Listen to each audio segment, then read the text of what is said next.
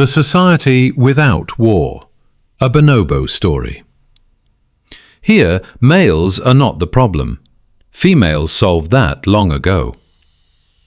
Deep in the forests of the Congo Basin, a primate built a world unlike any other. Not through force, not through fear, through something far more difficult to maintain: peace.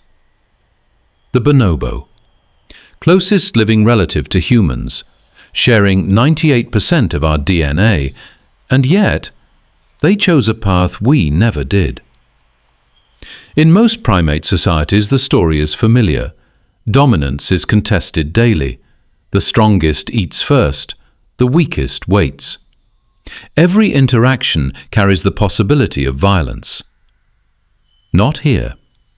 Here, the rules were rewritten by females, and the colony has never looked back. Regardless of the state of excitement, regardless of who arrived first, who is hungrier, who feels challenged, females anticipate conflict before it takes hold. The moment tension begins to form, it is met, not with aggression, with contact. A touch on the shoulder, a hand placed gently on a back, a lean into another's body that says, "We are not enemies here." The friction dissolves before it becomes a fight. Scientists have studied this for decades and still find it remarkable. Among chimpanzees, the bonobo's closest evolutionary cousin, conflict is resolved through dominance, through display, through the willingness to escalate. Among bonobos, it is resolved through closeness. The same situation, a completely different answer. What makes this extraordinary is not that bonobos never feel tension. They do. Resources are still limited, space is still contested, emotions still run high. What is extraordinary is that they have built a system that processes tension before it becomes damage.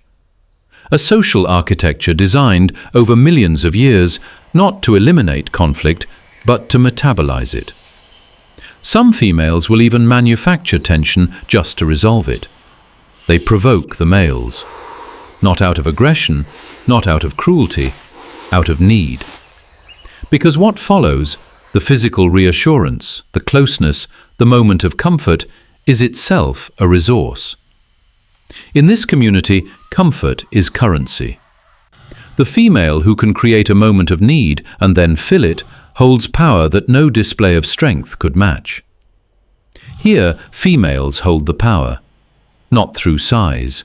The males are larger. Not through aggression, that would defeat the system entirely. Through alliances. Through bonds built in small moments, renewed daily, never taken for granted. A female who grooms another female is not simply cleaning fur. She is investing. She is building the network that will support her when she needs it. The alliance does not announce itself, it accumulates. No one on the forest floor challenges a female who holds those bonds. Not because they fear her physically, because to challenge her is to challenge everyone connected to her. And everyone is connected to everyone. The males in this world simply rest. They move through their days without the weight of hierarchy pressing on them, without the constant calculation of who is above and who is below, without the threat of being displaced. In their small community, isolated from the rest of the world, hidden inside the equatorial forest, there is time for other things, for stillness, for play, for something that looks from the outside remarkably like contentment. They meditate in their own way. Most animal societies are built on the management of conflict through dominance. One animal at the top, others ranked below. The hierarchy is maintained through regular contests of strength. The bonobo chose a different management system entirely. Not one animal at the top, but a network at the center. Not hierarchy, but web. Not fear of the strongest, but loyalty to the connected. It is not a utopia. Resources still run short. Individuals still have preferences and desires that conflict with others. But the mechanism for handling that conflict, the reach, the touch, the deliberate act of closing distance, is built into every interaction. Peace is not the absence of tension here. It is the practiced, daily, chosen response to it. The strategy that kept this society intact for millions of years. While the rest of the primate world was learning to fight, the bonobo was learning this.